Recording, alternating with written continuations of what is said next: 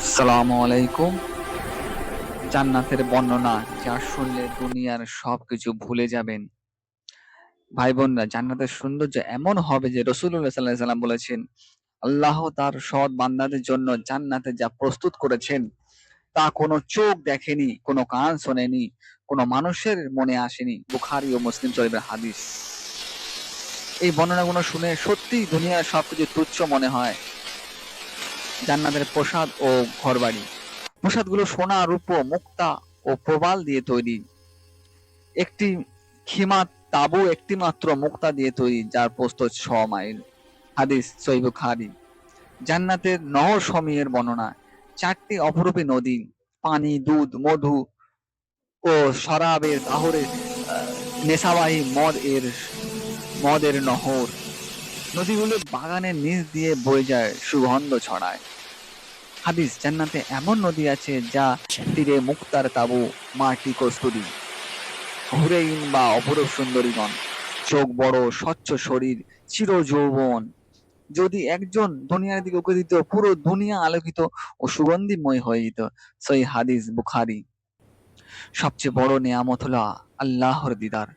প্রতিদিন বা বা জুমায় আল্লাহকে দেখা, এর চেয়ে বড় সুখ নেই। হাদিস, জান্নাতীরা বলবে, আমরা তো সবই পেয়েছি। তখন পর্দা সরিয়ে আল্লাহকে দেখবেন। মুসলিম শরীফের হাদিস।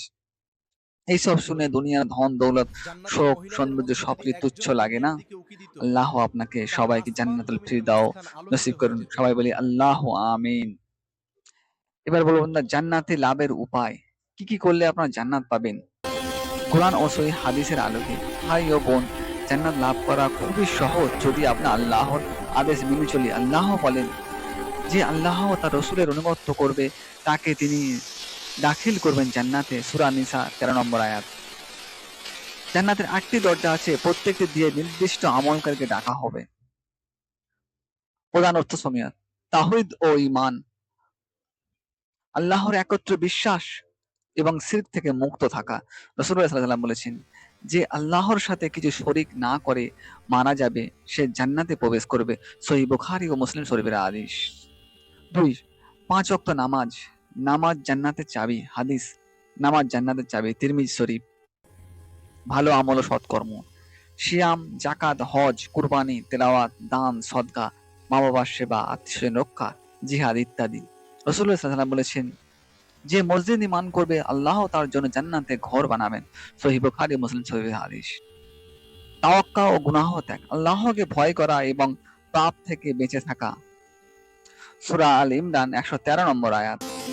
দোয়া ও জান্নাত চাওয়া, প্রতি নামাজে দোয়া করুন, হে আল্লাহ, আমি তোমার কাছে জান্নাত চাই এবং জাহান্নাম থেকে পানাহা চাই। আবু দাউদ। শেষ কথা, জান্নাত লাভের মূল চাবি হলো আল্লাহ রাসূলের অনুগত্য এবং ইখলাসের সাথে আমল। আল্লাহ আমাদের সবাইকে জান্নাতুল ফেরদাউস নসিব করুন, পরিবার ও সন্তান সহ আমিন। কোন নির্দিষ্ট আমলের আল্লাহ সবাইকে জান্নাতুল ফেরদাউস নসিব করে। সবাই বলে আল্লাহু আমিন। আলহামদুলিল্লাহি রাব্বিল আলামিন। সবাই ভিডিওটা যত খুশি লাইক এবং শেয়ার করুন এবং চ্যানেলটা অবশ্যই সাবস্ক্রাইব করবেন। তো আমাদের সঙ্গে এতক্ষণ থাকার জন্য অনেক ধন্যবাদ। আসসালামু আলাইকুম। ওয়া আলাইকুম আসসালাম ওয়া রাহমাতুল্লাহি ওয়া বারাকাতুহু।